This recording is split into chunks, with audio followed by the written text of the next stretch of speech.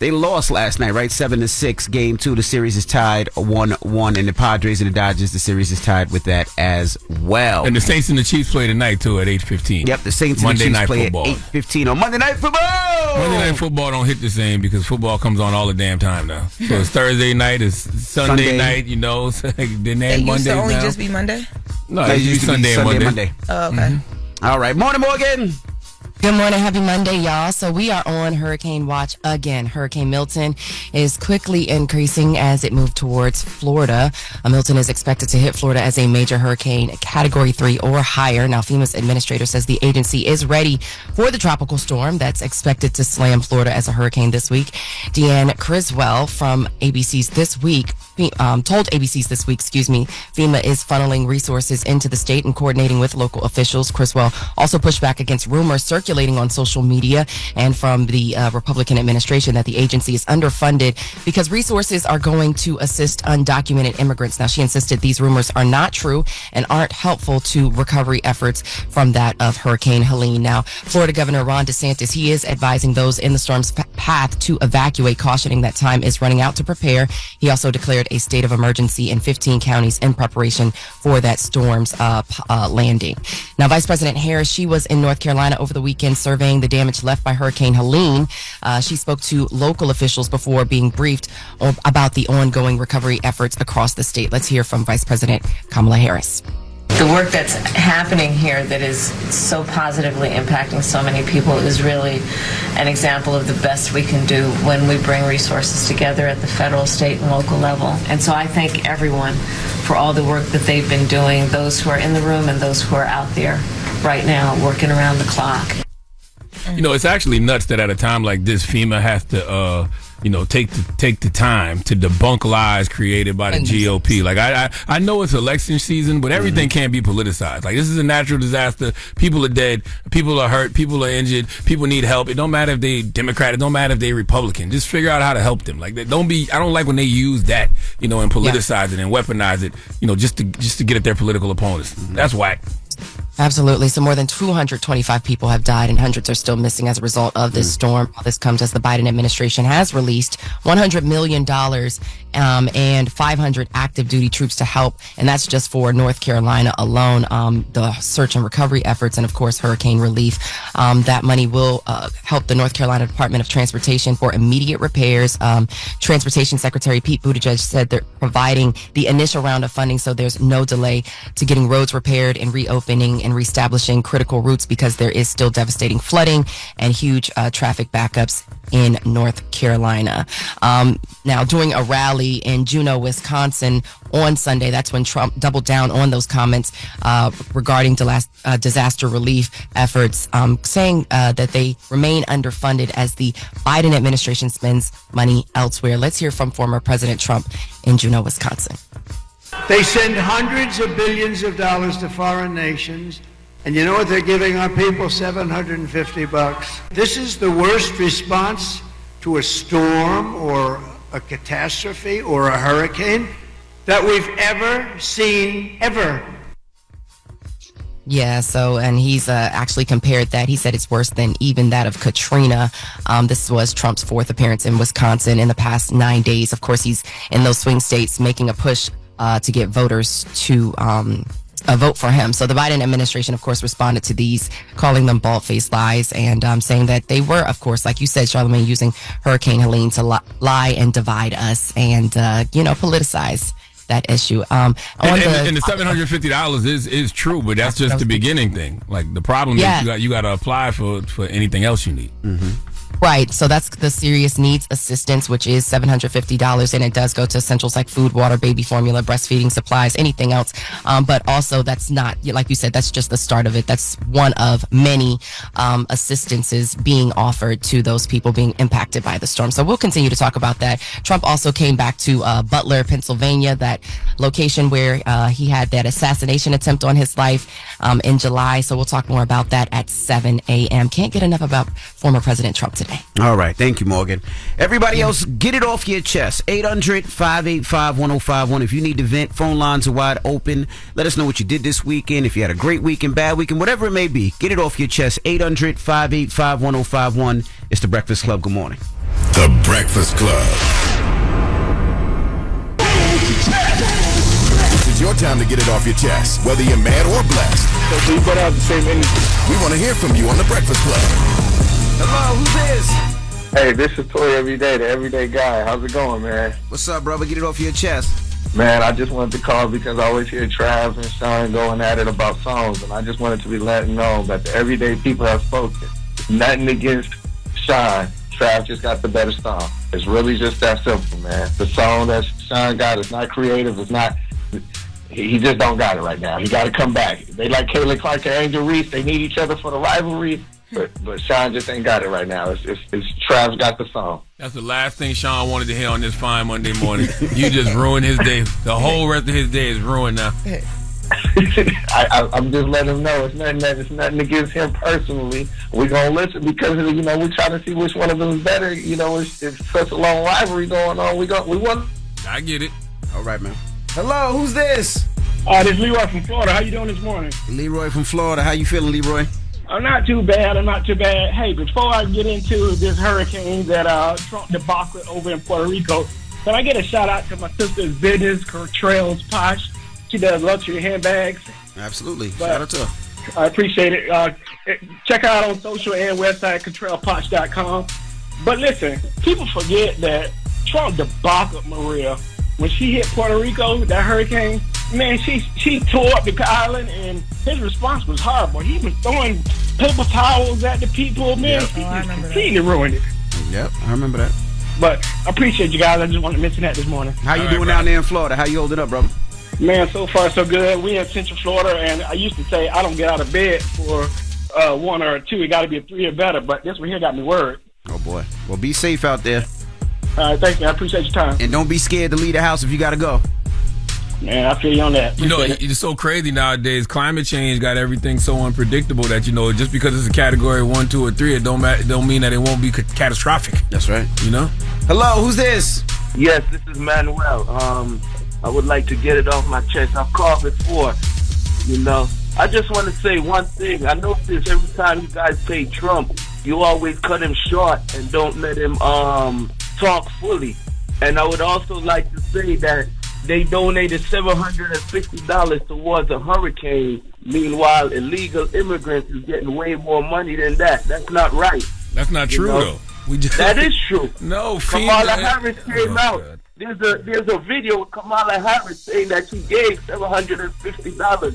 You need to go check that out. Yes. They gave $750 initially because that's what FEMA does, and then you have to. That's no money. But listen, sir.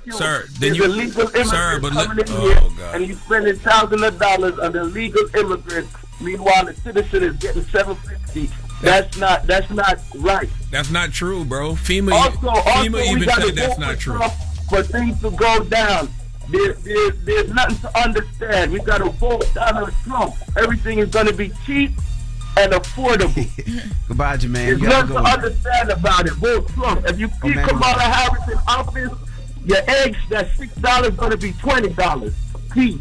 Also, that's just simply not true. I mean, FEMA has debunked that. Yes, people get $750, and just like any other time, you have to apply for, the rest. You have to apply for whatever other, issues that you're having. $750 is just for immediate relief, like food and essentials.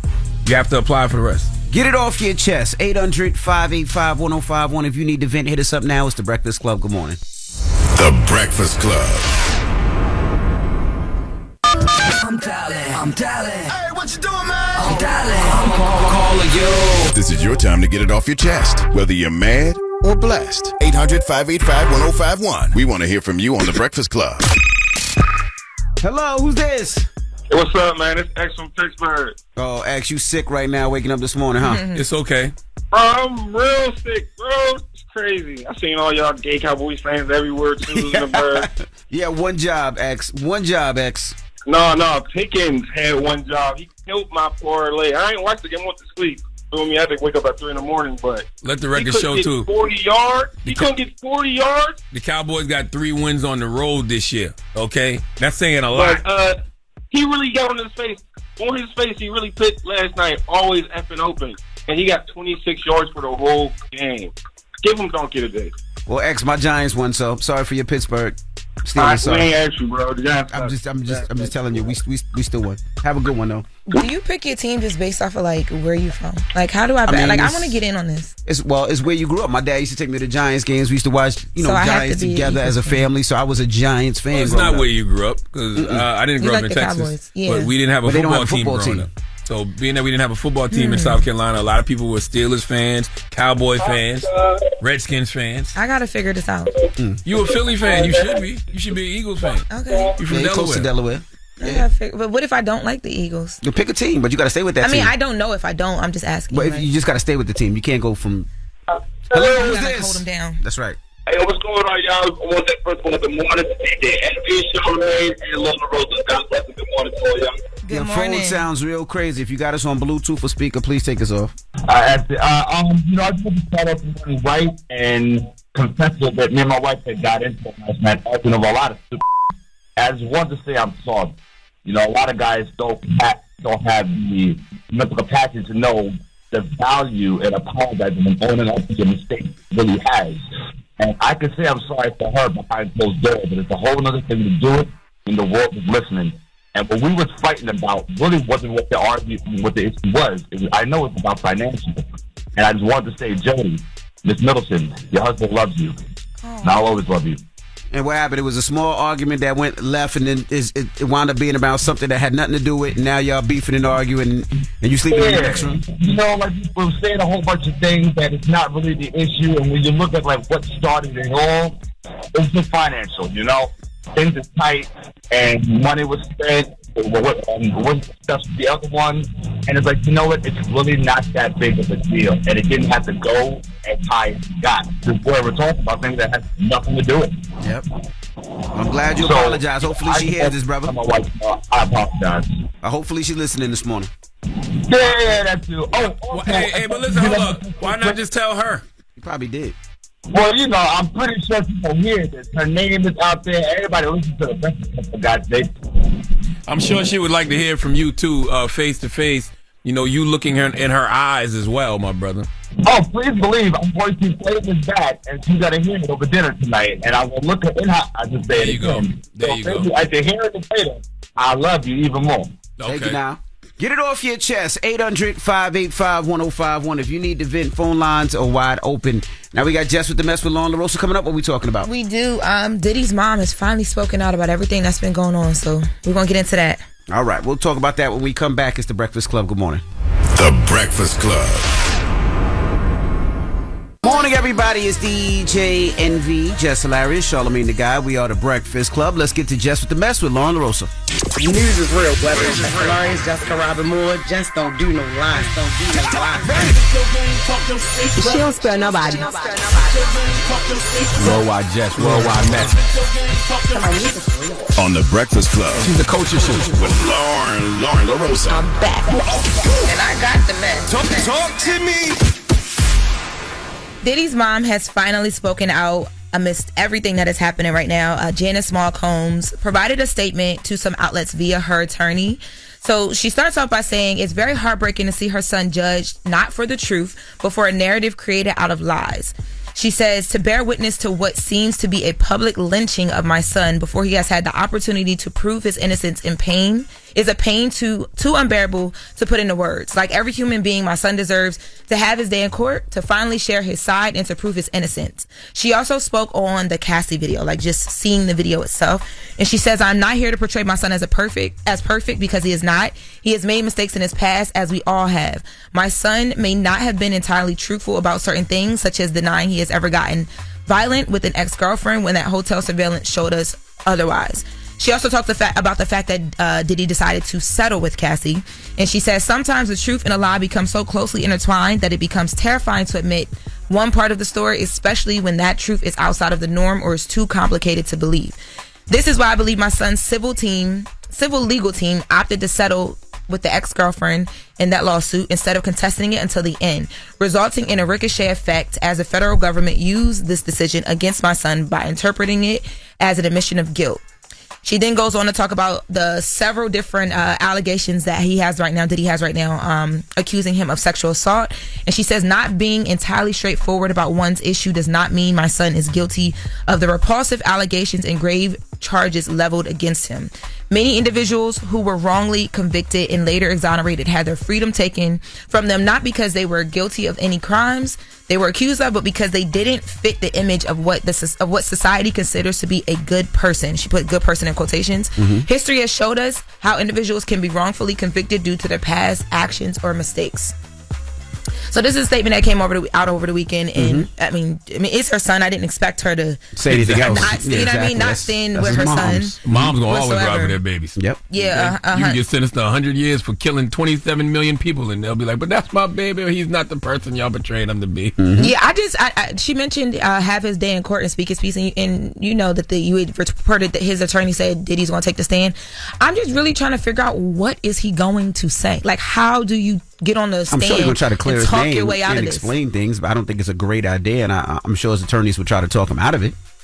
You get caught up on talking on the stand. You try to explain too much, so that's why most times attorneys tell you just shut the F up. You don't get caught up if you're telling the truth. You know what I'm saying? You only get caught up when you lie. Yeah, but the problem is when you lie, you got to remember your next lie. When you tell the truth, you just tell the truth. Right, but when you got on there and said, you never did anything, and then the video comes out, and then you got to come back and apologize, and that's lie. And that's probably the point why they don't want him to be on that stand. Because they know you're gonna lie.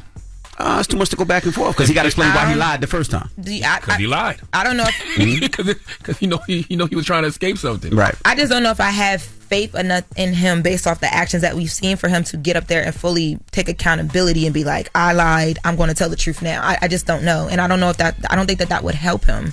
But I mean, it's had. She mentioned a ricochet effect, and it has affected a lot of other people. Carisha, Young Miami, was outside in the streets this weekend, and y'all know she has Carisha Please that drop, so she's been moving around. She had an interaction with a fan that was directly tied to this Diddy stuff. Let's take a listen. Amy, would you sign this? No. Oh, bro, you playing. Go ahead. Please. Go ahead, bro. I love you. Go ahead, bro. Go ahead, bro. That's crazy. No. Go ahead, bro. So the fan in this video comes up to Carisha's car, and she puts her window down, like, she's about to greet the fan, and he pulls out a bottle of baby oil and asks her to sign the bottle of baby oil. Corny. People are so bold.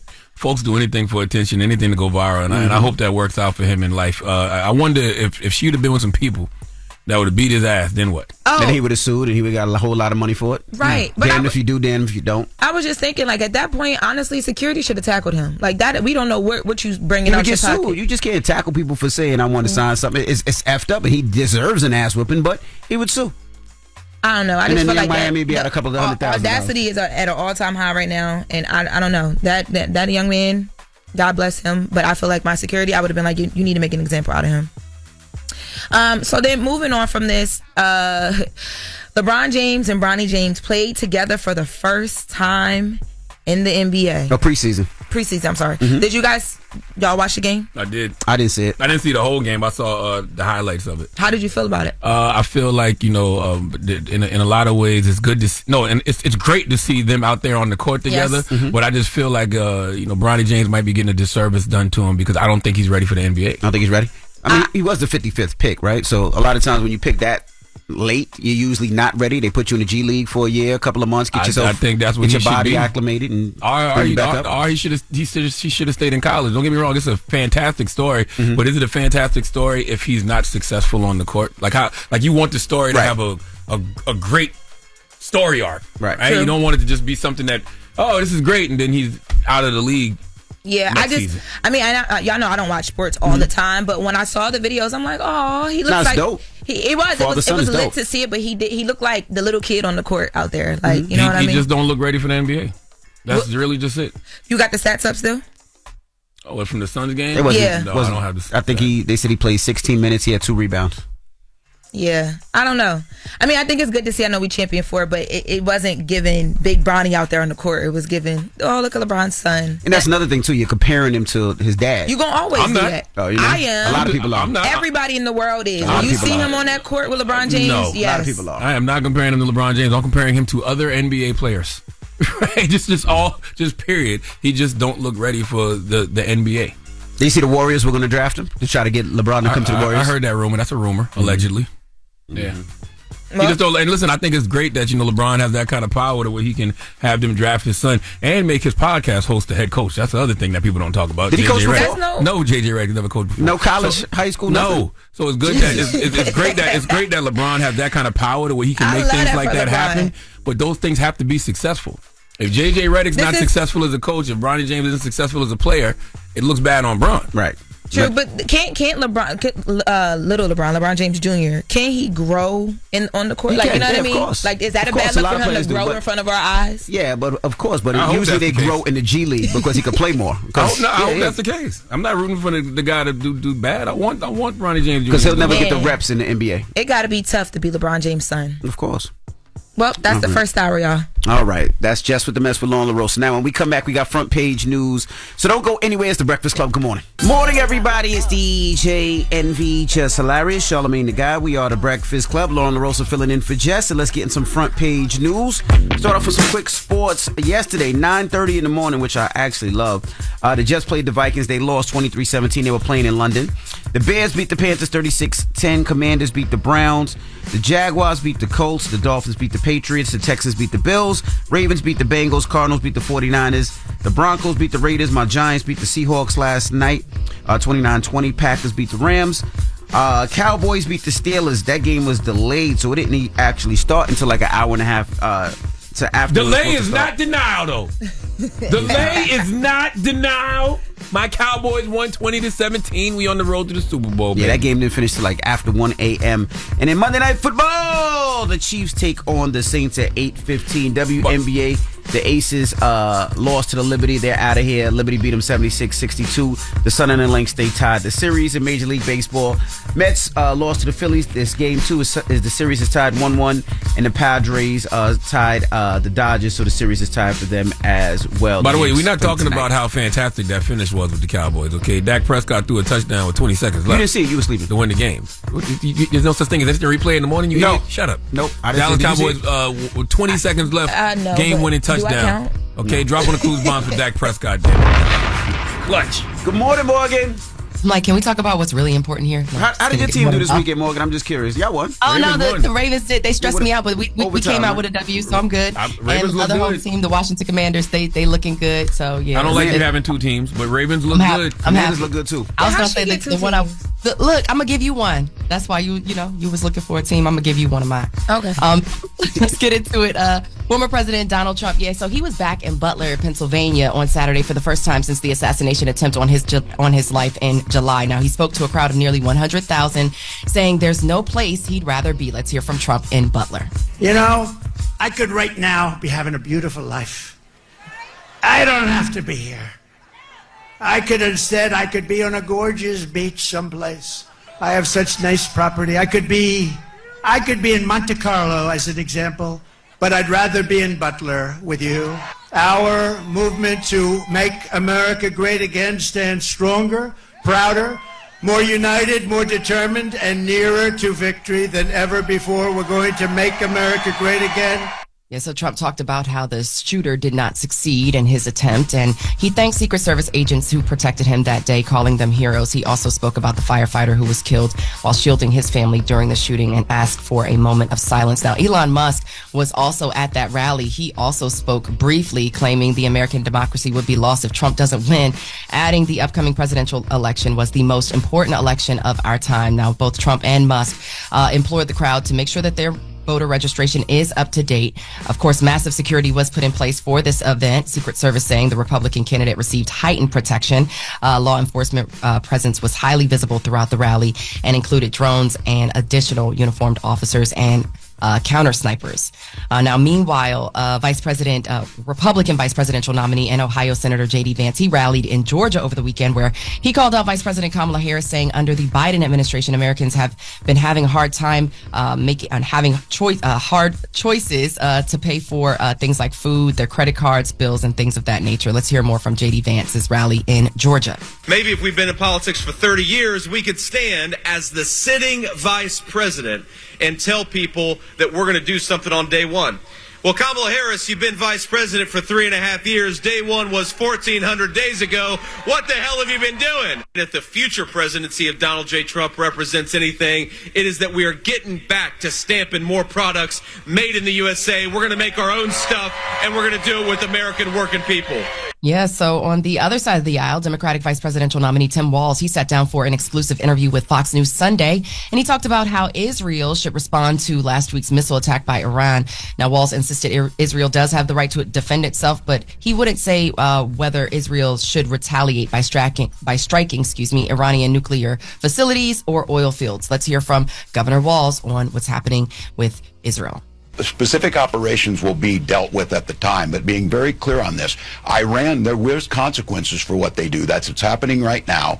Israel's right to defend itself is not in question. We need the hostages returned, and we need to bring an end to the humanitarian crisis in Gaza. He went on to say the U.S. should work to de-escalate the situation and promote a peaceful solution.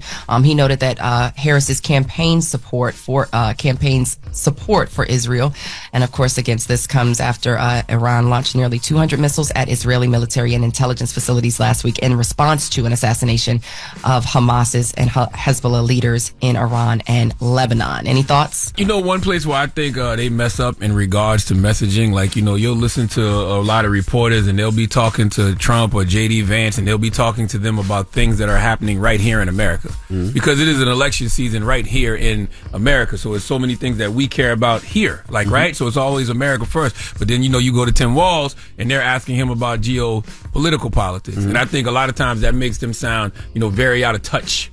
That makes them sound very out of touch to what's actually going on right here in America. Or talking about things that's happening overseas and not talking about what's here. But that's what they're being asked. Exactly. Not saying that stuff is important, but that stuff gets highlighted over, you know, what's happening right here in this country. And when you hear, you know, the Vances and the Trumps talking about what's happening here at home and saying things like America first and make America great again, that messaging sometimes resonates a lot more.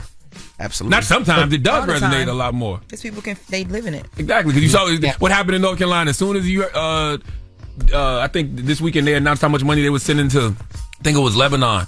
People got outraged. They was like, yo, what about us right here in North Carolina? So like that America First messaging goes much farther, especially during election season. Yep.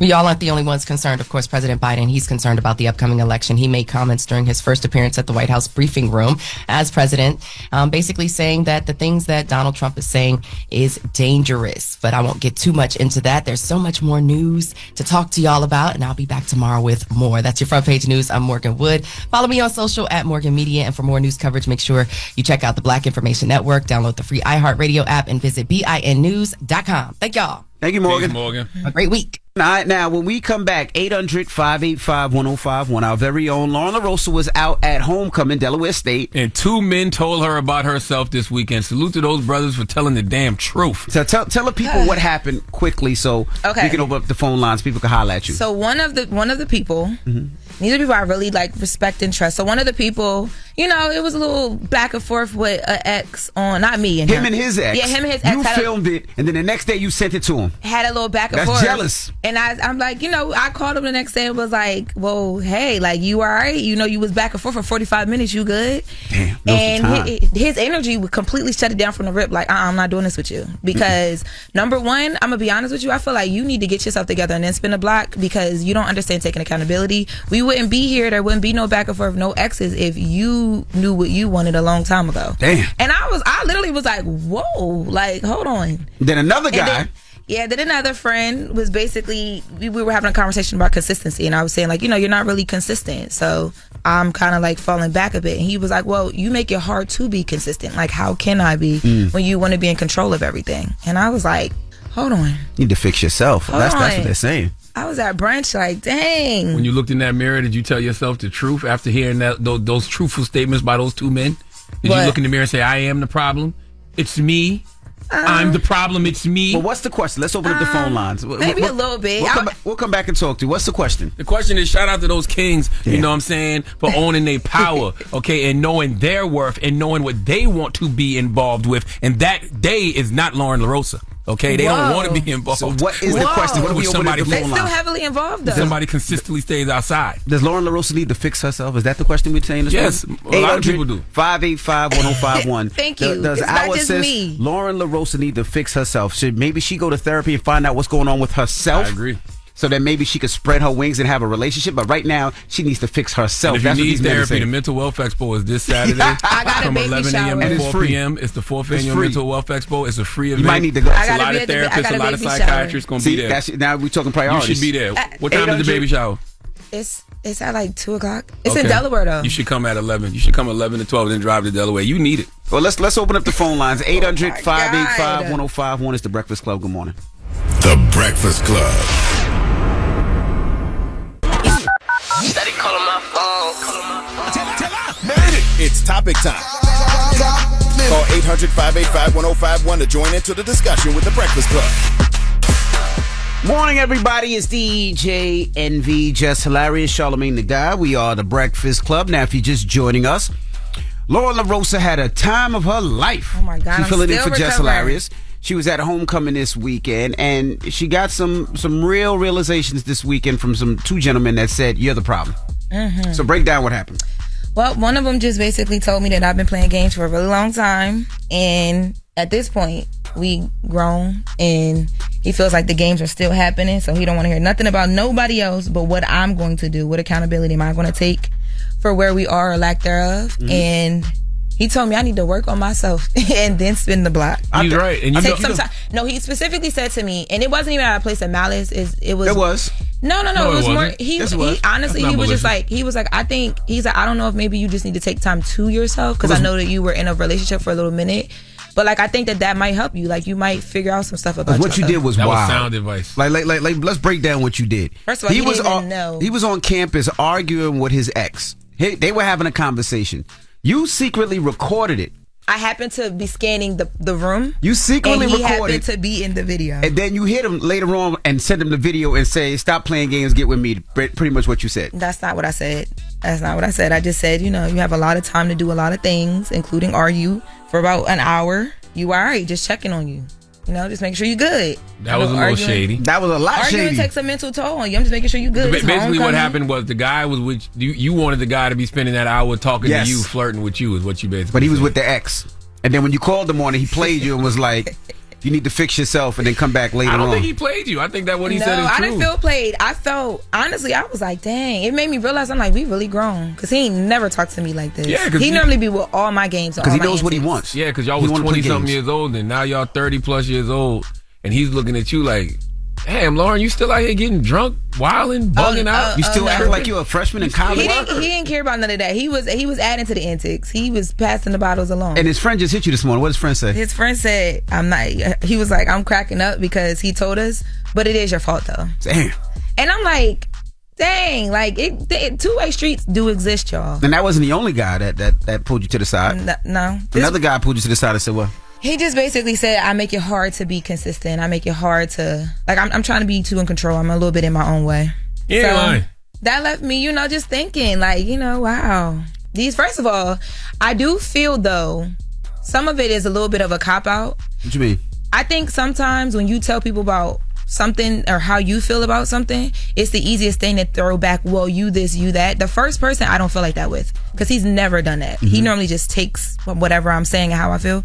Second person, I feel like it was a bit of a cop-out because he's in a very tricky situation right now, and I was calling him out on some stuff, but it did make me think though, because I'm like, wow, maybe there were times where like he was trying to do certain stuff, but because it wasn't when I wanted or how I wanted it, I just was like, nah, I'm cool.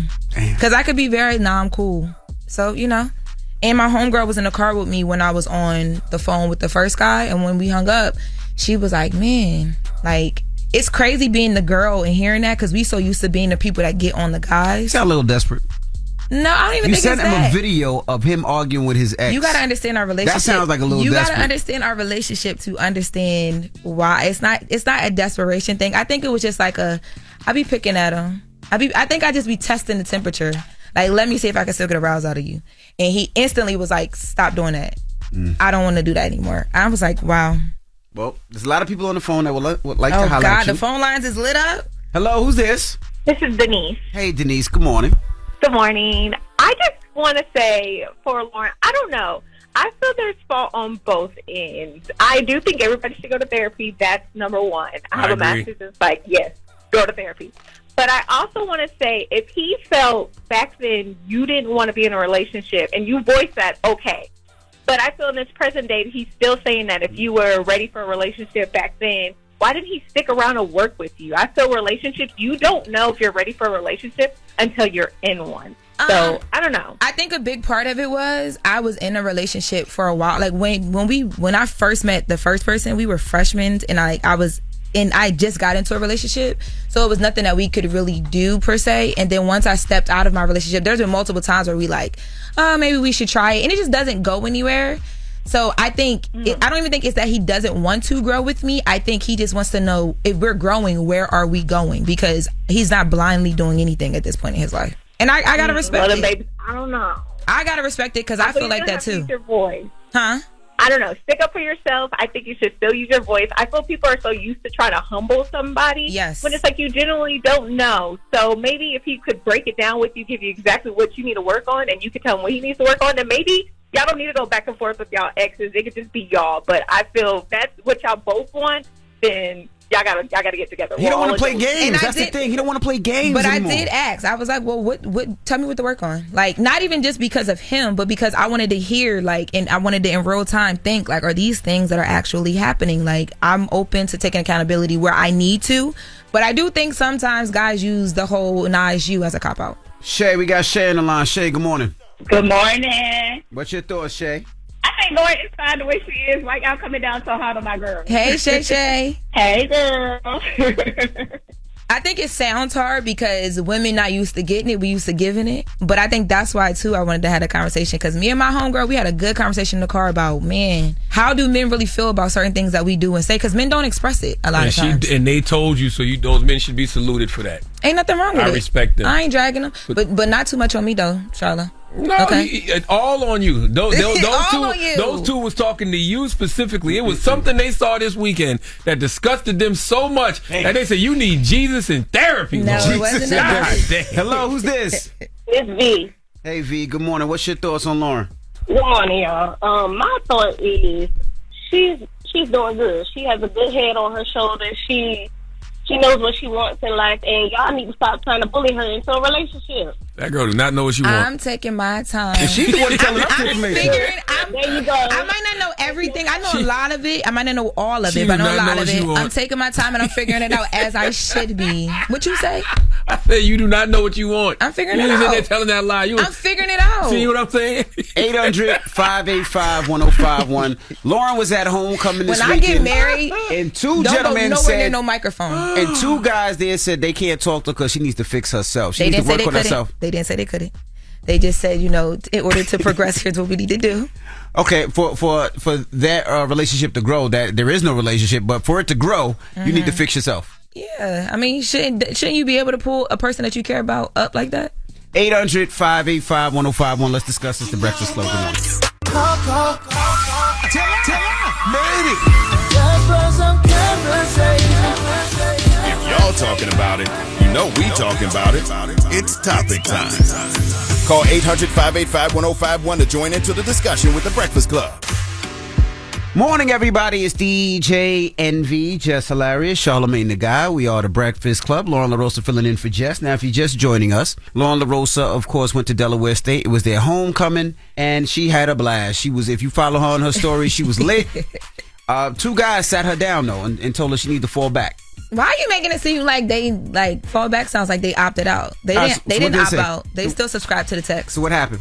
They just, told me that I need to take a little bit of accountability, that I'll be playing games, because you know how I am, MB. Like, yeah. I will, if I feel away, I'm gonna say something. I'm gonna call you out about it. No, but you did a little jealous thing. Like, he was talking to his ex, you taped it and then filmed it and pretty much was like, this could be us, what you playing. I didn't say this could be us, what you playing. I said, you got a lot of time on your hands. All this time, 24 hours in a day, you want to argue for an hour? You all right? You good? That's a little jealousy. That little shade to the ex. I mean. So we're taking your calls, 800-585-1051. Hello, who's this? Jay. Jay, what's up? What's your thoughts, brother? I mean, one, I don't think putting her on the Breakfast Club is the best idea. That'll what they going. But she grown. She gonna have to figure it out for herself. I mean, you think you need to go to therapy? Go to therapy. Take it seriously. And if you don't, I mean, if you want to make other moves, make other moves. At this point in life, you're grown. So I don't think anyone can really tell you what to do with your love life or whatnot. Okay. Hello, who's this? Yes, sir. Jay. J.A. from N-Day. What's up, Jay? Hey, I'm Team London, Lauren, but I'm a compartmentalize and tell her it's her. Very often do men get a bad rap for not telling women the truth, and we always snagging them and finessing them. I've been that problem. But if you meet a man that's telling you the truth about you, he's being sincere and not disingenuous, so run with it. Lauren, it's you. Damn, it's you, Lauren. It's me. Hello, who's this? Hey, this is Keem. Good morning. Keem, what's up, brother? What's your thoughts? All right, my thought. First off, I want to say good morning to everybody. Charlamagne, DJ, Envy. Good morning, brother. Good morning. Congratulations on your baby, Lauren. All the moving parts to the Breakfast Club. I just want to appreciate y'all. Thank you so much, brother. Y'all make it normal for us every day. But here's my thoughts. Lauren, your ex got on your behind the way that he did because in his time of despair and his time of fighting for his life on social media, like you said, for 45 minutes, he battled against somebody else, defending his point. He picked up the phone for you. That's the point that you realize. He could have just ignored your call, but he picked up the phone to see what you had to say. And then it's you attacking him as well. Even though he your ex, it's still a sense of peace that we as men appreciate. Us getting from a woman. We appreciate the soft side. We appreciate the understanding side, and to coincide with old boy telling you as well. Are you telling him it's hard to be? Are you not being consistent? And he's saying it's hard to be consistent. That's because you got to think about what you presenting every single day. If you're not being consistent with the energy that you giving him, how you expect him to buy you flowers and take you on dates and stuff like that when deep down inside he upset about something that you did or that you said or how you dealt with him, and he's still dealing with that, but he can't say it because you so controlling, you're not going to listen when he try to bring it to you.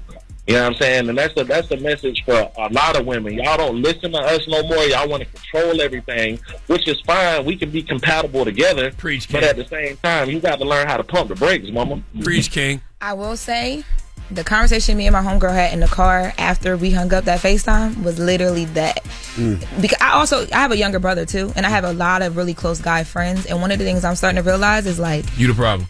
Not even me, but like I think women sometimes we have we're selective about what we, as we should be though, because we got to protect certain stuff, but we're selective about what we let into our ears and what we learn from. And I think if we listened to the men around us a little bit more, we wouldn't have a lot of these issues that we be having. That's what I be trying to tell you. You're the demon. No one wants to hear from you, Listen Lucifer. to me. Lucifer. Okay?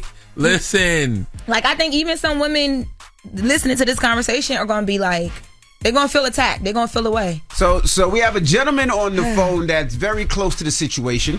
He goes by the name of Shah. Shah, this y'all you, Shah? love getting sources now. No, this is... No, since you like to call everybody, do your research, call the feds, call this person's attorney, we just call homie's friend. Shah, you there?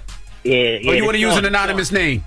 Okay. This Sean. You good? All right, Sean. So tell us about Lauren and what happened, Sean. Now, you actually went to DSU. You were there for homecoming. You actually seen everything that went down. Nah, I wasn't there for homecoming, but the guy, that's my best friend, and he told me everything that happened. Oh, what'd he tell you? He told me Lauren be playing. All right. Don't act like Ain't the games. All right. The games is both Hush. ways. With this man call, we don't want to hear from you, Lauren. Oh my Continue, gosh. King. Continue, King. Lauren, you know the deal, man. My man been trying to talk to you for years, and you've been playing for years. I've had a boyfriend, Sean. What you didn't have no damn boyfriend. You've been up here for 2 years and you ain't had no boyfriend. Sean, is it the fact that, he sees your man with another girl and now she's jealous and now she want to pull up? She always plays that type of game? Yeah, I think it's that, for sure. Do you think Lauren needs to grow up just from what you see? Yeah. Wow. Hey, Lauren, it's a thing. I saw your I'll be honest with you. I saw your videos this weekend from Delaware Homecoming and I said the same thing. Lauren needs to grow up. Damn. Especially when I saw you drunk, slurring all in that host's ears. Like, God damn, leave the man alone. Slurring I was like, anything. I can smell your breath. I'm like, I can just smell the alcohol coming from her. And like, being that I've had interactions with Shy Boogie, I'm realizing that's a Delaware State thing. That is how people from Delaware. Wait, shout out to Shop Boogie had a Kanye moment on the mic, bro. Like, but you saw that too. I will say everybody was indulging in the festivities at homecoming. The conversations weren't because I was indulging in festivities. The conversations were because I'll be pulling up with the energy like, stop playing with me. And this time around, they was like, stop playing with me. So Sean, it had nothing to do with her hair or the hair on her arms. None of that. Don't play with me. Nah. Why would you even answer that question? What's the problem, though? What's the problem now? What's your problem, Lauren? What's your problem, Lauren? What you mean? What's your problem, Lauren? Matter of fact, whenever we see Lauren in the street, anytime you see Lauren Roques in the street, ask her that question. What's your problem, Lauren? Don't come up to me in the street and ask me what's my problem. That's because I might not know you. So Sean, we appreciate you. We're gonna keep your number. I don't even understand. Just in case we gotta go back and call you again on some DSU research. What you mean? What's the problem? I bet. Thank you, bro. What's your problem? Why you Sound can't like a get good, right? Fine man right there, and you just playing with all this. This is disgusting. Sean is the bro. That's the bro. I don't know what y'all talking about. The moral of the story is Lauren ain't gonna never find nobody until she do right by herself. Damn. Okay, take your ass to therapy. The 4th annual Mental Wealth Expo is this Saturday from 11 a.m. to 4 p.m. at the Marriott Marquis in Times Square. The poster child for you need to come to the free event. Open to all ages. There's therapists there, psychiatrists, whatever you need will be there, Lauren. You need to be the first one in Dr. that building. Cheyenne Bryan is there. The way she sat down and had an intervention with Cam and Nick Cannon, she needs to do the same with you. You need to be there first. Yes. First to walk in. 10 a.m. Is there a bar there? See, that's the problem. I don't even know why you trying. All right, we got Jess Hilarious, Jess with the Mess with Lauren LaRosa coming up. What we talking about? We do. We're going to get into Madonna. Madonna's brother passed away, so we got to send some love to her. All right, we'll get into that next. It's the Breakfast Club. Come on. Morning, everybody. It's DJ NV, Jess Hilarious, Charlamagne the Guy. We are the Breakfast Club. Let's get to Jess with the Mess with Lauren LaRosa. News is real, whether it's Jess Hilarious, Jessica Robin Moore, just don't do no lies, She don't spare nobody. Worldwide Jess, worldwide Mack. On the Breakfast Club. She's the coach of shoes. With Lauren LaRosa. I'm back. And I got the mess. Talk to me. So sending some love to Madonna, who lost her brother over the weekend. Her brother passed away Friday, October 4th. He died of cancer. So these reports were everywhere. And then Madonna actually posted a tribute to him online. She says, with some pictures of him, she says, "My brother Christopher is gone. He was the closest human to me for so long. It's hard to explain our bond, but it grew out of an understanding that we are different and society was going to give us a hard time for not following the status quo. We took each other's hands and we danced through the madness of our childhood." She says that her ballet teacher, also named Christopher, created a safe space for her brother to be gay. When she finally got the courage to go to New York and become a dancer, her brother followed her here. Well, they danced together on stage in the beginning of her career, and eventually he became the creative director of many of her tours. She says, "We defied the Roman Catholic Church, the police, the moral majority, and all of authority figures that got in the way of artistic freedom. My brother was right by my side." So sending her some rest love. in peace, and healing energy. Absolutely. Kamala Harris. You guys know that there's been a hashtag where's Kamala that the other side has started. Well, she is responding to that answer with a media blitz that she is doing. So Kamala Harris and Tim Walz have announced the media blitz that they're doing. We are 30 days until the election, and this media blitz, which began on Sunday, includes a bunch of different media outlets. So they are set to do and appear both together and separately on different at different places. So they already recorded 60 Minutes. They will be doing, or Kamala will be doing The View. Okay. Kamala will also be doing Howard Stern. Okay. And she also recently, this past weekend, did the Call Her Daddy podcast. Which huge podcast. Yeah, huge podcast. Super viral right now. People are like coming for her for sitting down with Call Her Daddy. But I thought that it was so smart because so many women listen to Call Her Daddy because her conversations cut through. If you're a president and you're supposed to be a president of all people, you have to meet people where they are. So why wouldn't you go on one of the biggest podcasts out that is actually the biggest podcast for women, which is Call Her Daddy? Yeah, so let's take a listen to Kamala on the Call Her Daddy podcast. I saw the governor of Arkansas said, "My kids keep me humble." Unfortunately, Kamala Harris doesn't have anything keeping her humble. How did that make you feel? I don't think she understands that there are a whole lot of women out here who, one, are not aspiring to be humble. Two, a whole lot of women out here who have a lot of love in their life, family in their life, and children in their life. And I think it's really important for women to lift each other up. We have our family by blood, and then we have our family by love. And I have both. And I consider it to be a real blessing. And I have 2 beautiful children, Cole and Ella, who call me Mamala. My husband's ex-wife is a friend of mine. I didn't want to form a relationship with the kids and then walk away from that. Let me just tell y'all something. I think when that whole not humble conversation happened with Kamala, I don't think people understand that, like, also too, as a black woman, hearing Kamala say there are a whole lot of women out there who are not aspiring to be humble, that hits so different. That was such a good moment for her and a great response for her and a great place to have the conversation. So I don't understand why people are mad about this at all. Yeah, and in regards to family, she just basically said, like, this is not the 1950s anymore. Families come in a lot of different forms. Yes. You know? So, yes, those are the kind of conversations I want to hear her having because they're unscripted. You know, and when you sit down with people in podcasting and long form conversations, those are the kind of insightful answers. I just love to see her doing much more what she's doing. She's also going on an HBCU tour, right? Where she's hitting up some of the HBCUs as well. They're doing no, y'all don't get too excited about that now. Why? There's going to be a lot of surrogates at the HBCUs. But she'll be somewhere. She's going to be at 1 or 2 of them. Maybe. Touching buildings. She gotta be. Some of them, it's like 3 of them on the same day. I'm like, how's she gonna get to all of them? She gonna pick and choose the bigger ones and definitely gonna do her alma mater. I'm sure she'll pop up at Howard. She might pop up at Howard. She pop up at Howard. That's exciting. That's the one that make the most sense. I'm excited to hear how her and Howard Stern conversation goes as well too. It's gonna be fantastic. Yeah, people can say whatever they want about Howard Stern. One of the best interviewers out here forever. Absolutely. Okay? He's been one of the best interviewers out here forever. Okay, it's gonna be a fantastic conversation. Do you think? But you know, a big part of the view is gonna be good too. Yep. Oh, 100%. Do you think that this will be effective in this short period of time? Yes. Because they've been pushing the where is Kamala? Yes, it will be very effective. I think so. Absolutely. She's got 30 days. Yeah, she's doing Stephen Colbert this week too. I saw. Got you. Yeah. All right, well, we'll look out for that. Now, in other news, in other New York news, because it's 28 days too, by the way. 28 days now. Man, and the only reason I stress that, I mean, you know, because time is of the essence. Yeah, 28 days. That's why I actually thought it was going to be effective. So in other news, Cardi B and Offset were out over the weekend partying in a club, but they were not partying together. So they were out in New York. They were at the Stafford Room, which is a spot that everybody goes to. It's lit. They were there Saturday night. Now, this is being reported as them two out partying together, but when you really get into the details, they weren't together at all. I don't even understand how they ended up at the same club. Maybe one knew the other person was going or something, or maybe it's just because Stafford Room is the Saturday night spot. But so Cardi B arrives in the club. She's there. She's having a great time with her girls. And then Offset arrives in the club. The two were never seen interacting together in the club. There's reports that the DJ shouted out Offset when he came in. And reportedly, it kind of caught Cardi off guard. But I feel like I don't know why. They're still raising a kid together on the back end once they leave the club. So it couldn't have caught her that off guard. But they weren't together. It wasn't like they were hanging out. I think people are watching them so closely because people think that Cardi isn't going to stand 10 toes down on the fact that she said that she's not going to be with him anymore. But according to these reports, they left the club separately as well, too. Offset left first. Cardi stayed. She partied. And then she left as well. So it might be really happening this time, y'all. Might be really happening.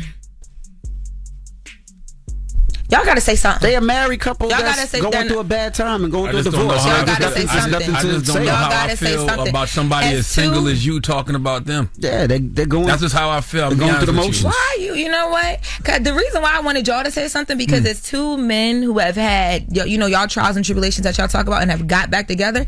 I wanted some inspirational conversation to come. It's just hard from y'all. It's just hard. It's just hard to feel Demon time over there. Everything about you give that future text like this, okay? It's just hard to feel from you. I'm just over there like, how single are you talking about somebody else's situation? I might not even be single. Homecoming just happened. Who knows? Oh, boy.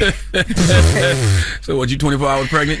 Don't know. Wow. Is that what you saying? Wow. Is that what you saying? Congratulations. I swear, when I have a wedding, I'm doing confessional videos. Y'all are not allowed nowhere near them. Oh, my goodness. My wedding gonna be lit. I'm gonna probably be 99 when you have a wedding. Me and my man was talking about it over the weekend. Oh, you got a man now? You won't say his name, though. Y'all sit here and listen to Laura. Lying LaRosa strikes again for no reason. Why don't nobody believe me? I called all my friends and was like, y'all, I think I might be, and they like, girl. Say his name. Say what name? You know what? Charlamagne, Destiny's Child, relax. 4 after the hour. By the way, please do that Drake story later because that was ridiculous. We got By you. 4 after the hour. We got you. Friends? No. Another one? Yes. Just to made me think about it. 4 after the hour, we need Hoyt Webb to come to the front of the congregation. We like to have a word with him. There is a reason you shouldn't demonize the poor. Okay, just number one, it's just disgusting to do. But I'll tell you when we come back. And it's 29 days to Election Day. 29 It days. is? Yes, 29 days. All right, it's the Breakfast Club. Donkey Days up next. Some donkey todays just saw themselves. I've been watching Charlamagne. I was ready for it. I never heard of a donkey the other day. What is it? Say it again, Charlamagne. I'm a donkey. Yes, you are a donkey. Everything that Charlamagne is saying is true. Okay, donkey of the day for Monday, October 7th goes to an Idaho man named Hoyt Webb. Okay, Hoyt Webb is 36 years old, and he's going to spend the next 36 months in jail because he pled guilty to second-degree assault. That's a little over 3 years in jail after making a plea deal because he live-streamed himself shooting a homeless man in downtown Spokane, Washington. 3 years in jail after making a plea deal because he live-streamed himself shooting a homeless man. Guess what race he is? Let's go to 4 News Now. News for the report, please. This photo is from the live stream showing Webb armed with a gun strapped to his chest. Webb claims in a police interview when he arrived to the area, he got out of his car and said he saw a man with a machete. Instead of leaving the area, Webb went back to his car and grabbed his gun. He's harmless, man. Josh is a friend of the victim shot on Friday. Police say 2 bullets discharged from Hoyt Webb's gun, one hitting Josh's friend armed with an almost empty cup of iced coffee. That's disgusting. According to court documents, Webb confessed to yelling at people and calling them names, which led to an argument between Webb and several individuals. Bite me. Shortly after that, conflict erupted around the block. It appears that you specifically went to this particular location for your own entertainment. Webb has a YouTube channel named Kootenai County Press, where he goes into public places and confronts people, initiating arguments. And that's what he did on Friday. He claims to have been documenting the Spokane homeless crisis. For the record, all the homeless man had in his hand was some iced coffee, by the way. But the demonization of the poor will never stop. Hoyt, you walking around complaining about the homeless. Imagine how they feel. You complaining about the homeless, and they are complaining about being homeless. It's not the same. Also, this is what I don't understand about people like Hoyt Webb. If you see a problem, why make that problem more of a problem? You don't solve a problem by creating more problems. If you're not trying to be a part of the solution, then get out the way. Some folks act like these people chose to be homeless. You think these people want to be in the circumstances they're in? No. So why go out there with your camera, live streaming folks, shaming them for a condition they don't want to be in? And then you shoot one, and all you get is 3 years? Now, Hoyt's brother, okay, his name is Kessler. He said that he feels the 3 years wasn't enough time. Drop one of Clues bombs for him. Okay, duh. All right, he told the local Fox and My Network TV affiliate that I still don't believe what he got was fair. That's a brother who's fed up. That's a brother who's been watching his brother get away with foolishness their whole life, and he wants his brother to finally have to deal with the consequences of his actions. His brother told Hoyt, "You're evil." Okay, you went out seeking your 15 minutes of fame. Now you're getting more than your 15 minutes of fame. Yes, that is true. He's getting a little over 3 years. And I agree, that's not enough time. You almost killed a man because, you almost killed a man. You caused this man to lose a kidney. He lost half his bowels. He suffered damage to a coronary artery. Why? For no other reason than you hate the poor. Okay, I don't understand demonizing people because they are in circumstances that they can't control. There's just too many, complex causes of homelessness. All right, people can be mentally ill. They can be addicted. They can be running from abusive relationships. Some people can't find work. Hell, there's a lack of affordable housing options in this country. So when you demonize the homeless, you just oversimplify how this person ended up being homeless to begin with. What happened to the golden rule? Do unto others as you would have them do unto you. Come up with some compassionate solutions to help. How about just basic human dignity? Okay, understand that every person, regardless of their living situation, deserves to be treated with dignity and respect. Don't dehumanize them. And please, Hoyt, understand, homelessness can happen to anyone. Okay, I don't know what your financial situation is, but 3 years away from society, not working, that's a big setback. It's possible you might come home to nothing. you might come home and not have a place to stay. Okay, jail, I'm sure, was an unforeseen circumstance. That's how a lot of homelessness happens as a result of unforeseen circumstances. Okay, like I said earlier, job loss, you might have a medical emergency, family breakdown, and going to jail. All right, going to prison. Now, Hoyt, since you're in prison, the only position you need to worry about being in is downward dog. Okay, but once again, Hoyt, this could be you. And when you demonize the homeless the way you demonize the homeless, you ignore the reality that you yourself are only a few setbacks away from being in a similar position. Please give Hoyt Webb the biggest hee-haw. All right. That's disgusting. Mm-hmm. All right. Well, thank you for that donkey today. Yes, indeed. Now, when we come back, Carrie Champion will be joining us, and we're going to talk to her next. She's got a great new podcast out.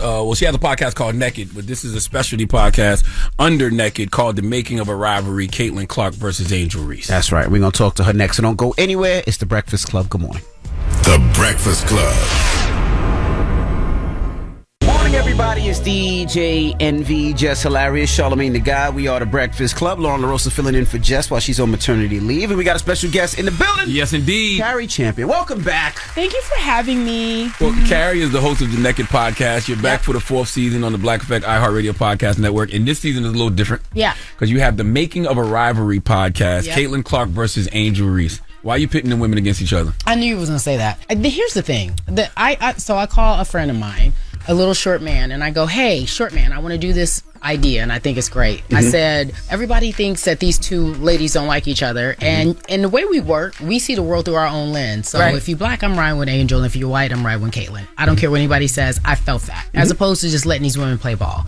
And I said, rivalry is not a bad thing. And everybody's comparing it to Magic and Bird. And I'm like, that was a good thing, right? It helped the NBA. That's the reason why the finals were no longer delayed. They were live. And I was like, this is a good thing. The WNBA has always been great, but they needed these supernovas to bring people to the WNBA to pay attention, to see how special they were. They already had Asia. They already had all these great people.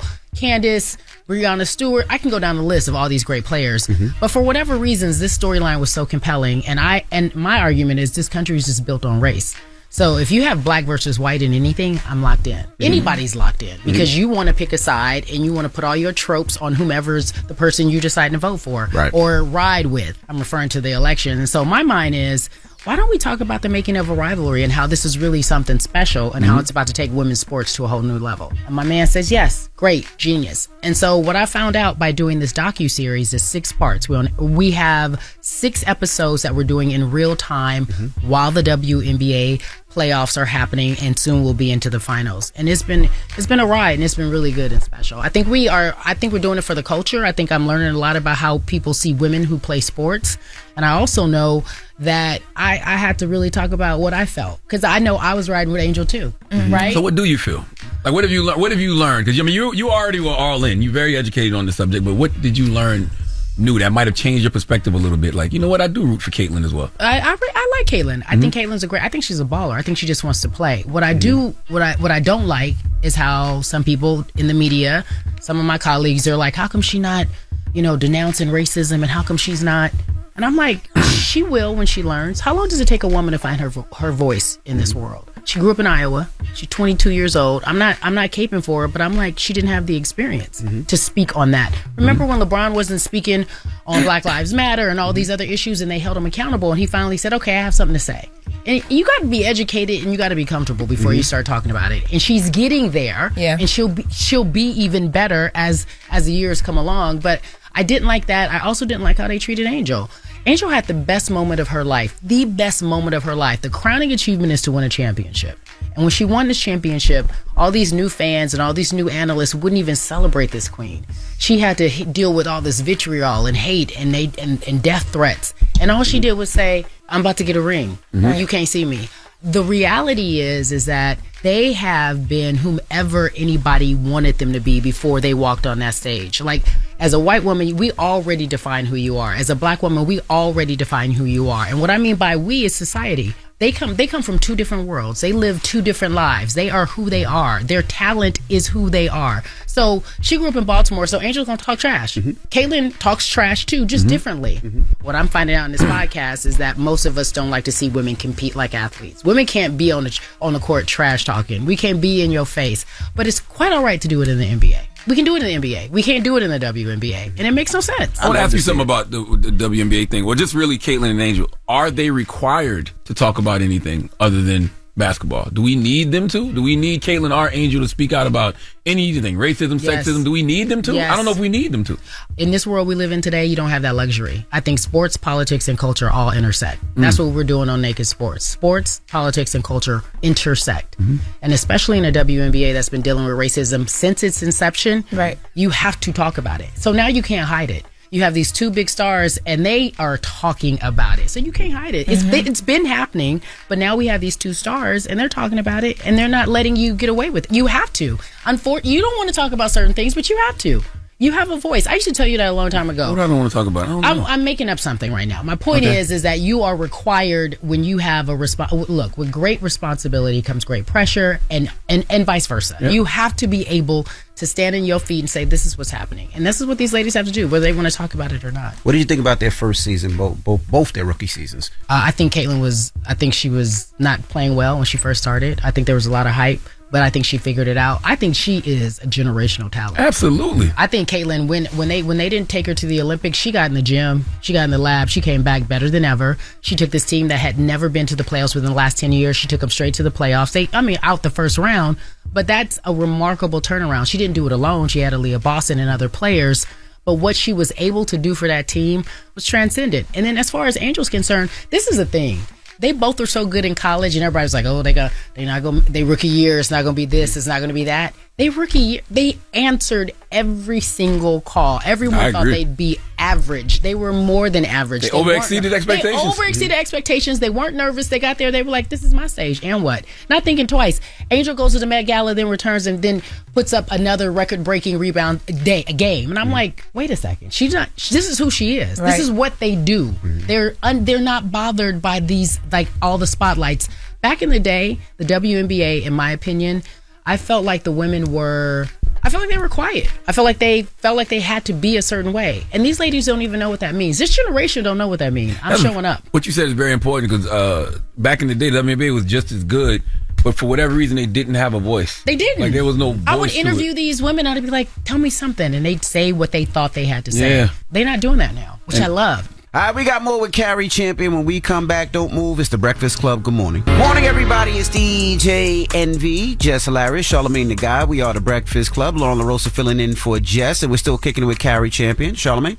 You're a lifelong Lakers fan, so you've seen the Lakers-Celtics rivalry. What makes this Caitlin Angel thing similar to Magic and Bird? Outside of the race thing, like, just what is it? Well, they don't play the same position, so I do want to say that because I hear a lot of players saying they don't play the same position, so why is there a rivalry? It's a rivalry because Magic and Bird didn't play the same position. You're right, but it's a rivalry because but they were more equivalent. Caitlin right now is all offense. She is spectacular. And she's always going to be more dynamic in the sense that offense gets people in the stands and makes people pay attention. She is shooting from the logo, and it's crazy. It's insane what she can do when she really gets in her zone. And what Angel is doing, I think, is different. While she's good on defense and she'll get her offensive game together eventually, what she is doing, she's doing something that we haven't seen, in my opinion, a WNBA player do or a black female athlete do in a very long time. She's getting Lotto to come to the games. Meg Thee Stallion is talking about what she wants to do. She's at the Met Gala. She's living in the world. They're rapping about her akin to Drake rapping about LeBron. Yeah. She's done something that hasn't been done before. And I don't even know if she's aware of it. Even Serena, I love Serena. That was people talked about that wasn't happening with Lisa Leslie. Okay. Not in that way. Not in that capacity. Not in that way. Like, these are her people. She's kicking it with Megan. She's kicking it with Lotto SZA. just did her podcast. Like, they are her people. They are her friends. She has all the influencers around her, and they want to be around her. We've seen that happen. Athletes want to be ballers, and ballers want to be athletes. We've only seen that with men. We haven't seen that with women, especially not a black woman. Serena, I'll give her because she was popular and she had a lot of people, but it was tennis, and she did bring all the stars. So look, you get apples and oranges. She did bring a lot of stars to the game, but I truly, honestly believe for a WNBA player, a black woman, to have this effect in the culture. She is the culture. She's representing the culture. She the it girl. She the hot girl. You can't teach that either. You can't teach teach that. You either got that or you don't. She got it. Like, she's on assignment. It's in her, not on her. She's on assignment. I had to ask them when it happened. I would love to hear what you had to say about it. Like, when she had to sit out for the rest of the season. Does that affect? Because I mean, she has all that, but like she's not playing the game for the rest of the season. So does that affect what she was doing, or like what will happen moving forward? No, they have a truncated season anyway. I think that if she would have continued to play, maybe the Chicago Sky would have made it to the playoffs. But she made a smart decision in my opinion, which is to take care of herself now so she can come back stronger than ever. It doesn't affect her. It did affect the rookie race. I in some capacity, I thought Caitlin Clark was going to be Rookie of the Year anyway. I just thought she was, because even though that Reese had a great first half. Yeah, Caitlin's first half was kind of. It was, but it balanced out because one, not only did she take her team to the playoffs that hadn't been in like 10 years, Caitlin, she requires something more. You can't really defend a shot. Like when they were like triple teaming her and double teaming her, she figured it out. She just figured it out, and that to me, for a rookie, is really special. Because how many times have we heard about rookies in the NBA? They're going to be it. They're going to be it. How many rookies have been it? That's right. When you start looking at these rookies and you're like, who's really it? LeBron, right? After LeBron, who was the rookie that was it? Name one after LeBron. Nobody. Find me the number one pick. Yeah. Number one pick? Who lived up to all the hype after LeBron? Nobody. You don't look at me, I wouldn't know. It takes them a couple of years to figure it out. It's a different league, but if we're just doing athletes on athletes, I'm just saying let's talk about it. It's a different league, obviously different requirements, but maybe Victor Anthony Wembanyama? Edwards, but it took a minute. Everybody thought Zion was going to be it. What about Victor Wembanyama? Yeah, they thought Zion was it. Victor, maybe, sorta, kinda, still special, average, yeah, still special, but he wasn't giving everybody the business. Yeah, it's right? nobody. Yeah, I get what you're saying. Yeah. And that's why I was mad when people were like they're jealous of her, and we heard all these the men explaining that the women were jealous of Caitlyn. I was like, but what about when everybody was going at LeBron's head?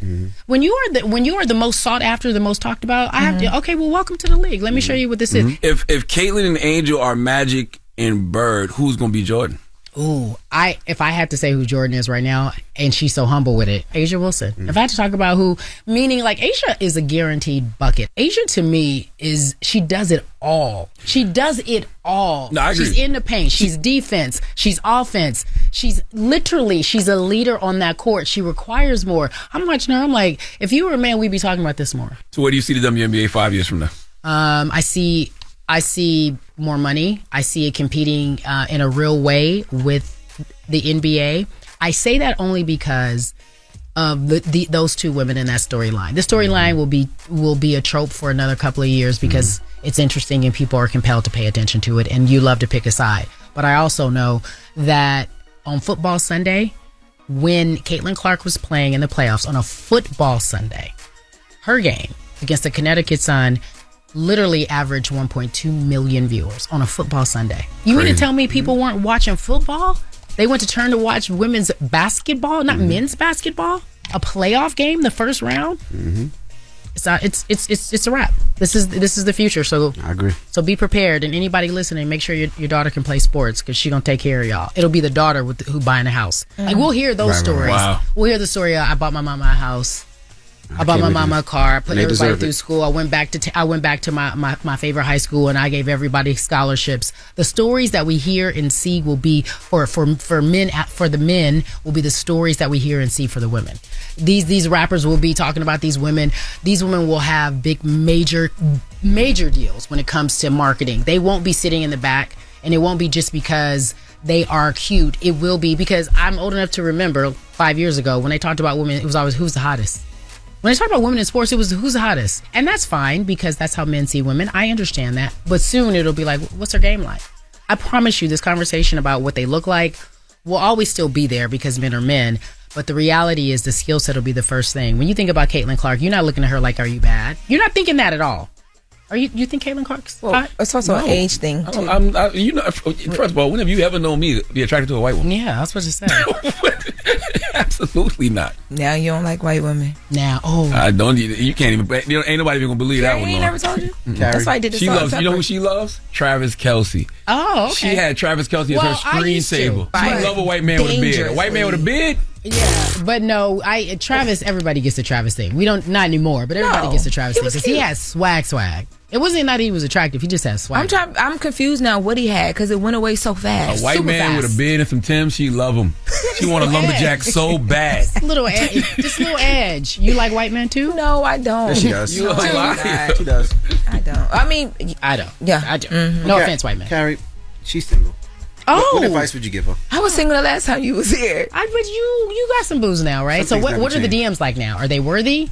Because I want to give you some advice. I feel like even if it's a little hard to navigate sometimes because like where did you come from and why? Yeah. Sometimes there's a motive. Yeah. There's an ulterior motive. Yeah. And I could tell that in the conversation because it'll go from, you know, like they'll bring the jokes from the show into the DM and all that, and then it'll go to because what jokes? The single, it'll be like, oh, you don't shave under your you single, tell them leave you alone. No, the ones that's real serious don't bring that up because they already know. Wait a second, you don't shave under your arms? I did. One armpit. One armpit. Started one armpit. She came in here one day and had hair under one armpit. It was crazy, Carrie. Sorry. It was cool. Sorry. We appreciate you for joining. Thank you for having me. Make sure you subscribe to the Making of a Rivalry podcast, Caitlin Clark versus Angel Reese on the Black Effect iHeartRadio podcast network. It will be a documentary soon. A visual documentary. It's an audio documentary now, but we put it out there. I love talking to y'all. It's very comfortable. Shout out to everybody who's listening. Please go pay attention to this. I'm seriously, this docuseries is special. It is. I'm so proud of it. Like, I've done a lot of stuff. This one I'm proud of. I'm really, really proud of it because we talk about everything and it's just beautiful, y'all. Beautiful. It's Carrie Champion. It's The Breakfast Club. Good morning. The Breakfast Club. Morning, everybody. It's DJ NV, Jess Hilarious, Charlamagne the Guy. We are The Breakfast Club. Let's get to Jess with the Mess with Lauren LaRosa. News is real, whether it's Jess Hilarious, Jessica Robin Moore, just don't do no lies, She don't spare nobody. Worldwide Jess, worldwide Mack. On The Breakfast Club. She's the coach with Lauren LaRosa. I'm back. And I got the mess. Talk to me. Y'all, Drake took the light skin Olympics to a whole nother level. What you mean? What y'all saying, man? Like, Envy, I know you be trying to compete, but baby, you ain't got nothing on Drizzy, okay? What Drizzy say? So Drake was out over the weekend. He was at Tyrone Edwards' nostalgia party in Toronto Saturday night, and he got on the mic in the middle of all this Kendrick Lamar back and forth and started talking about real friends and fake friends. Let's take a listen. My real friends are definitely in the building. But I'm going to tell you, you're going to come to a point in life where people you thought were friends or people you thought were close to you, they might switch up. They might try and move funny with you. They might stab you in the back. They might do a lot of things to you. You'll come to that realization. Wherever you're at in life, you've probably been there and you'll be there again. That's how life is. But look, sometimes it's you and you alone by yourself. Sometimes it's you alone with your thoughts. Sometimes, you know what? Play this song, go ahead. What? I feel it. What's wrong with that? Bro, the me, myself, and I, after that. That was by far one of the top 3 most beige moments in light skin history. That was a little crazy, Envy. Maybe not to me, myself, and I. To have a soundtrack, to have drop that DJ and it just go, that was come on. If you ever needed Riley Freeman just to yell out, "Shut your bitch ass up," like that was a time to say it. Maybe that was supposed to be that song. Maybe it's supposed to be another song. I thought he was going to do that and then maybe go into No New Friends. No face. No new friends. No new record. Go into him and Cali record. But me, myself, and I. They said he went into 50 Cent's Many Men as well too. You know. That not on that one. On that one, it wasn't no Many Men. It was just no. Me, myself, and I. The audio is me, myself, and I. But reports from the room say somebody that didn't add that in like that was AI. How would he know to just? He threw to the song. Oh. And also, I'm going to be honest, I thought that Kendrick's execution of this battle was flawless. The strategy, the songs, everything. But I didn't think that it had that much of an impact on Drake. Drake hurt. Oh my God! And this is all. This is also in the mix of reports that Drake unfollowed LeBron,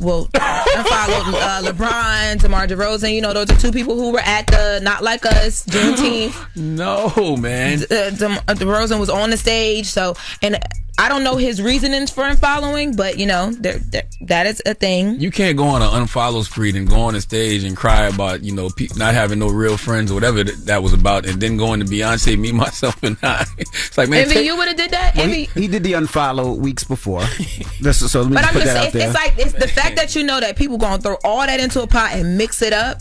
I wouldn't even want to set myself up like that. There's nothing wrong with that man expressing his feelings. Aren't you having a panel about men crying or men releasing or something like that? You can't show that after getting your ass kicked in a rap battle like that. Like Kendrick Lamar got his foot. When I tell you Kendrick Lamar put his foot all the way up Drake's ass, I mean, he put his foot all the way up Drake's ass and he is wiggling his toes. You hear me? When does it stop?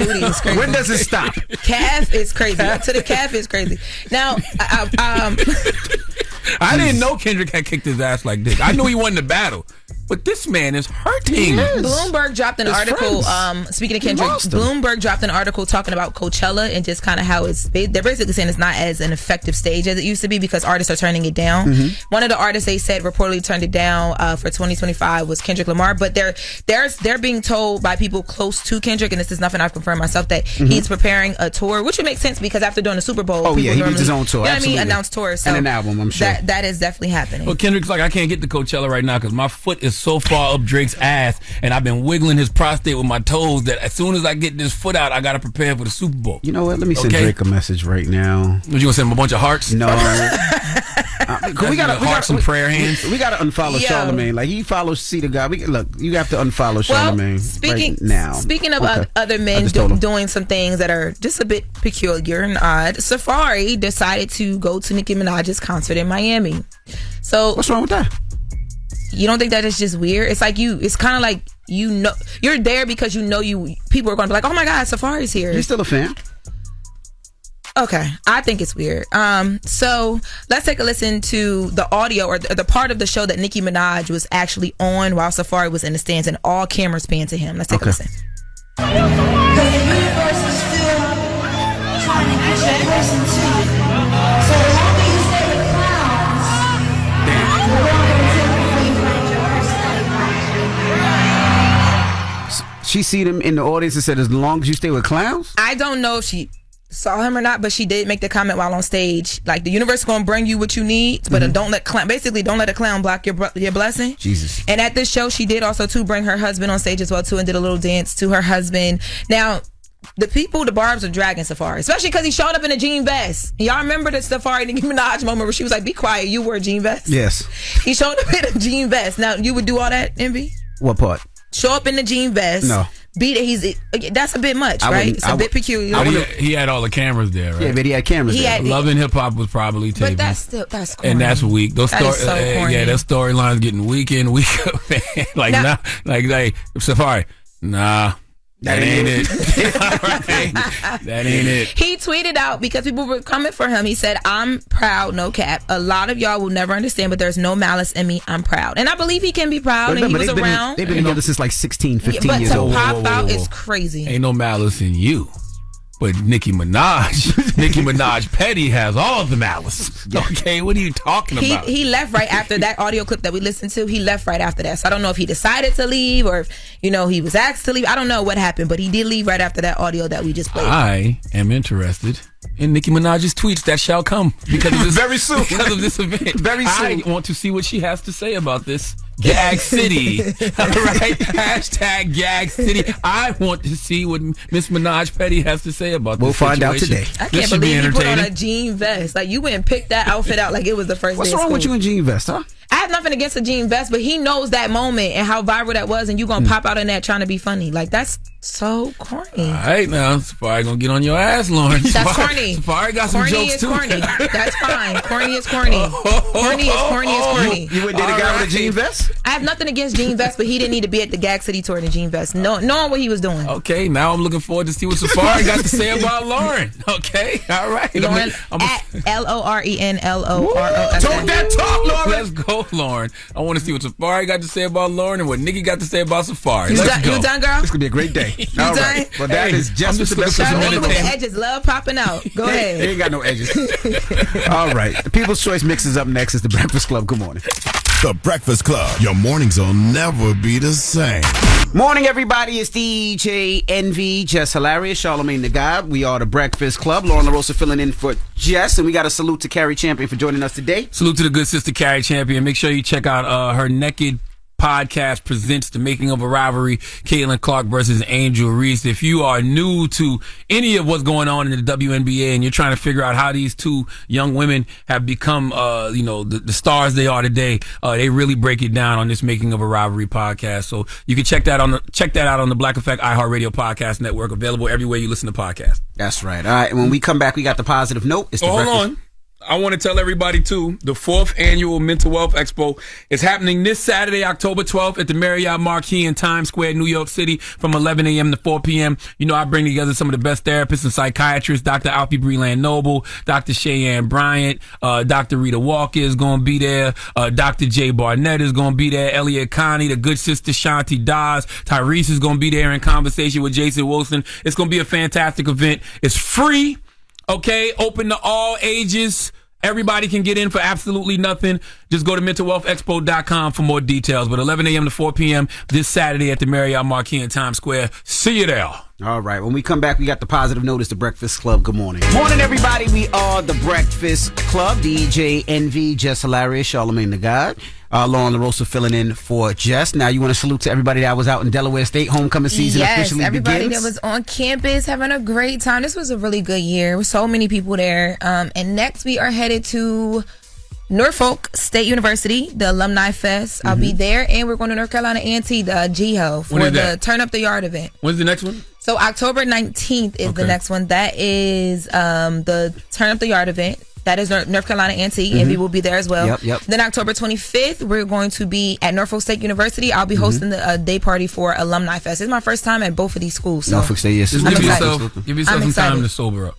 Oh, I am. Okay. But this was just her homecoming. He don't understand because he didn't go to homecoming. The rest of them, she gonna go as crazy. You only see. This is why I don't like them honorary degrees, because y'all speak and don't be knowing nothing about being on a real campus. I'm not talking about your school. I'm talking about your alcoholism. Yes, the fact that you come in here every morning and take a shot of liquor concerns me. I don't do it every morning. And after watching you this weekend be so drunk, just all over the yard, it concerns me. So I'm just telling you that keep you sober up for the next one. Everybody is having a great time. It's homecoming. You don't understand because you ain't go. So you went to school to get a degree to become an alcoholic? I went to school to get a degree so I could be sitting here with you. But when I went back to homecoming to have a great time and celebrate where I am in life, I had a drink or two. What about every morning?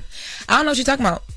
What about every morning? Run the tape. I don't know what you're talking about. Don't. Every morning she's in here taking a shot of liquor. Never see. Whoa, Envy. Them bottles was full. I'm sorry. All them bottles was full. I'm sorry. Now in 3 months, them bottles almost empty. It's still a ton of bottles over there. Salute to Central State. Salute to North Carolina A&T. Salute to Bethune.